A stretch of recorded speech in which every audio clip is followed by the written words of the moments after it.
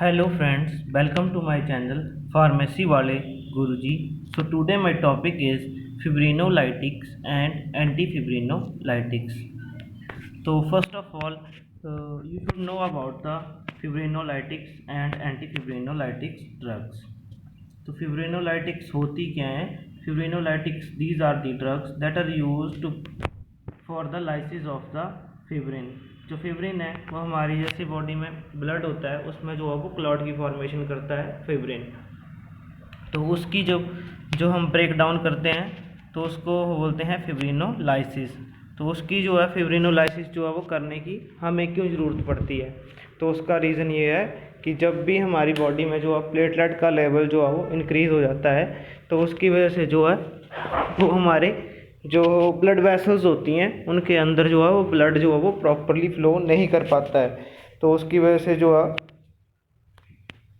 जब blood properly flow नहीं कर पाएगा तो उसकी वजह से जो है वो हार्ट ब्लड प्रेशर जो है वो इंक्रीज़ हो जाता है, क्योंकि जो हमारी ब्लड वेसल्स होती हैं उनका जो है वो नैरो साइज़ हो जाता है।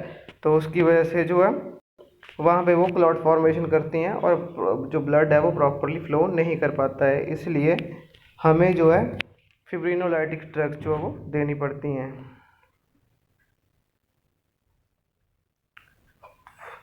The agent commonly use for controlling blood fluidity.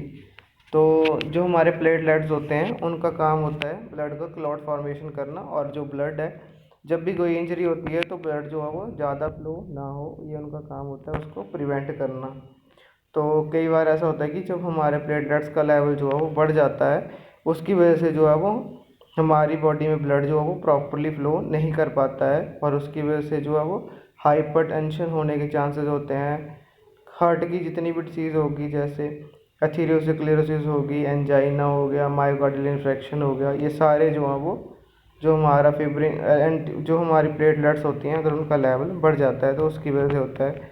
तो कौन कौन सी ड्रग्स जो हैं वो हम देते हैं जो कंट्रोल करने के लिए फिब्रिन के लेवल को? तो फर्स्ट है oral anti coagulants and parentals, next है एंटी प्लेटलेट्स, नेक्स्ट है एंटी फिब्रिनोलाइटिक्स। तो ये सारी ड्रग्स जो है वो हम यूज़ करते हैं। ये हमारा पाथवे है। जो हमारा क्लॉटिंग फैक्टर्स होते हैं वो हमारे अप्रॉक्सीमेटली 12 क्लॉटिंग फैक्टर्स होते हैं, वो हेल्प करते हैं क्लॉट की फॉर्मेशन में। और ये इंट्रिंसिक पाथवे है और एक एक्सट्रिंसिक पाथवे है, इन दोनों में जो है वो और डिफरेंट डिफरेंट जो है वो जो हमारे कोआगुलेशन फैक्टर्स हैं जो फॉर्मेशन में हेल्प करते हैं प्लेटलेट्स की, और थ्रोम्बिन की फॉर्मेशन में हेल्प करते हैं जब भी ब्लड लॉस होता है तब। इनिशिएशन ऑफ कोआगुलेशन, तो जो इनिशिएशन है कोआगुलेशन की वहाँ से वो कहाँ से होती है? Tissue factor exposed form complex with 7A factor, this complex activate factor 10 and 11। तो जो हमारा फैक्टर 7 होता है वहाँ से जो है वो कम्प्लेक्स बनता है टिश्यू के साथ, और उसके बाद जो है वो कम्प्लेक्स 10 और 11 जो है वो एक्टिवेट हो जाते हैं।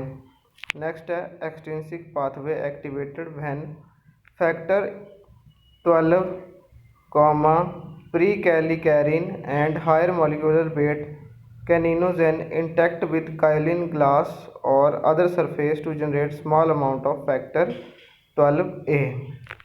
तो जो हमारा 12 फैक्टर है वो जनरेट होगा जब जो है हमारा factor 12 prekallikrein and higher molecular weight kininogen interact करेंगे विद काइलिन ग्लास। नेक्स्ट है activation of prothrombin by cleaving two peptide bonds on prothrombin factor 10A convert it to thrombin. Presence of factor 5A a negatively charge phospholipid surface and calcium factors 11A 10A activates prothrombin with 10⁹ fold greater efficiency. Next है conversion of fibrinogen to fibrin. Fibrinogen is a dimer. Each half has 3 pairs of polypeptide chains. Disulfide bond linked the two chains. Thrombin convert fibrinogen to fibrin monomers by releasing fibrinopeptide A and fibrinopeptide B from amino terminus of A alpha and B beta respectively. New amino terminus formed fit into performed holes and other fibrin monomer to form fibrin gels. Fibrin is a potent platelets agonist, amplifies platelet activation and aggregations. ये जो yellow colour के दिखाई दे रहे हैं ये जो है वो प्लेटलेट्स होते हैं, इनमें फाइबर्स होते हैं जो हमारे ब्लड के जो ब्लड का लॉस होता है उसको प्रिवेंट करते हैं, मतलब उसको रोक देते हैं। जब भी कोई हमें इंजरी होती है तो वहाँ पे जाके प्लेटलेट्स जो होते हैं वो और जो हमारे फिब्रिनोजेंस होते हैं वहाँ पे जाके जो है वो फाइबर की फॉर्मेशन करना स्टार्ट कर देते हैं ताकि ब्लड लॉस ना हो। नेक्स्ट है fibrinolysis. Plasminogen activator activates plasminogen to plasmin, two types TPA UPA।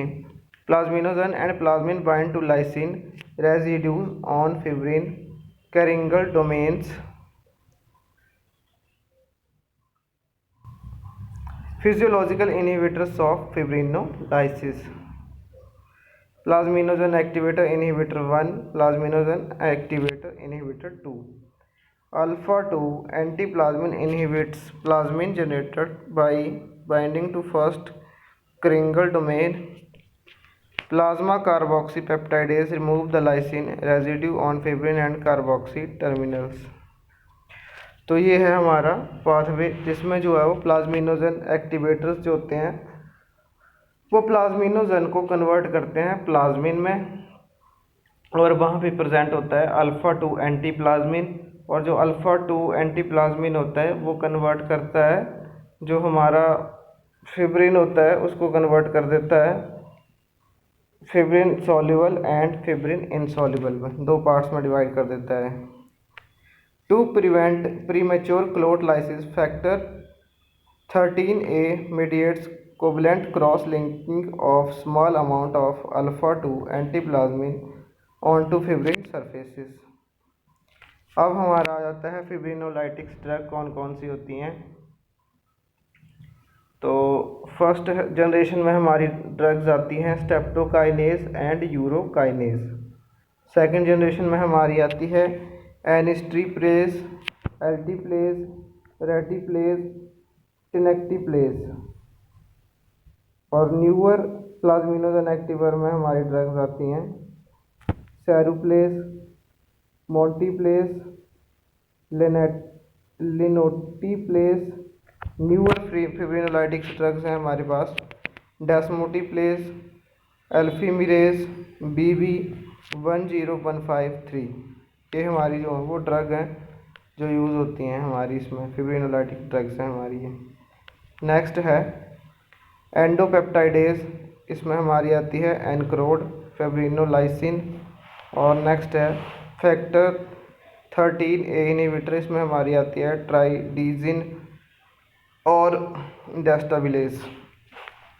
तो फर्स्ट है streptokinase, protein obtained from group C, beta haemolytic streptococci, no intrinsic enzyme activity, forms stable non covalent 1:1 complex with plasminogen, causes the conformational changes in the plasminogen, exposes the activity site and convert to plasmin। तो जो हमारे streptokinase drug है उसका mechanism of action क्या है। तो हमारी जितनी भी ड्रग्स हैं जो फिब्रिनोलाइटिक्स हैं या एंटी फिब्रिनोलाइटिक्स हैं उसका जो मैकेनिज्म ऑफ एक्शन है वो मैं आपको बता देता हूँ। एक कॉमन डायग्राम है उसमें बताया गया है कि कैसे जो है वो एक्ट करती हैं हमारी बॉडी पे जो हमारी फिब्रिनोलाइटिक्स हैं और एंटी फिब्रिनोलाइटिक्स हैं। तो ये है वो डायग्राम, KD त्रिपाठी से लिया है मैंने इसको। तो इसमें देख सकते हो आप जो हमारी फिब्रिनोलाइटिक ड्रग्स हैं उसमें हमारी आती हैं स्टेप्टोकाइनेज, यूरोकाइनेज, एल्टीप्लेज और टिनेप्टिप्लेज। और ये जो है वो एक्सट्रिंसिक हैं जो फिब्रिनोलाइटिक्स हैं। और इंट्रिंसिक में हमारा आता है फैक्टर 12A कैलिकैरिन। तो ये जो है वो हमारी बॉडी जो है प्रोड्यूस करती है, ये हमारी बॉडी में प्रेजेंट होता है। तो इन दोनों का काम क्या है, ये एक्टिवेट करते हैं प्लाज्मिनोजन को, और वो प्लाज्मिनोजन को कन्वर्ट करते हैं ये प्लाज्मिन में, और प्लाज्मिन में कन्वर्ट होने के बाद जो है वो फिब्रिन इनसॉल्युबल और फिब्रिन सॉल्युबल में कन्वर्ट हो जाएगा। अब जो हमारी एंटी फिब्रिनोलाइटिक्स ड्रग्स हैं वो जो है वो इसके अगेंस्ट काम करेंगी। तो उसके अगेंस्ट काम करेंगी तो हमारे एंटी फिब्रिनोलाइटिक ड्रग्स में हमारी आती है EA, CA और ट्रेनेक्जिमिक एसिड। तो जो हमारी ट्रेनेक्जिमिक एसिड जो है वो और EA, CA जो है वो इनहिबिट करेगी, जो प्लाज्मिनोजन को कन्वर्ट नहीं होने देगी प्लाज्मिन में, और उसके बाद जो फिब्रिन में कन्वर्ट नहीं होगा, और फिब्रिन इनसॉल्युबल और सॉल्युबल में कन्वर्ट नहीं होगा। तो ये भी जो हमारी एंटी फिब्रिनोलाइटिक ड्रग्स हैं, जो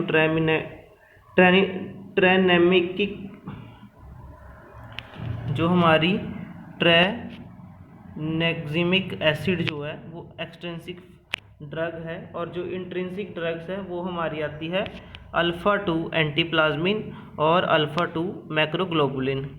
तो ये जो है वो हमारी बॉडी में प्रेजेंट होगी, और इसका एक्शन जो है वो एंटी फिब्रिनोलाइटिक है। तो ये जो है वो मैकेनिज्म ऑफ एक्शन है दोनों का ही, फिब्रिनोलाइटिक्स और एंटी फिब्रिनोलाइटिक्स का। तो अब जो हमारी फिब्रिनोलाइटिक ड्रग्स हैं उनके जो है वो एडवर्स इफेक्ट क्या क्या हैं वो एक बार देख लेते हैं, वो मैं आपको बता देता हूँ।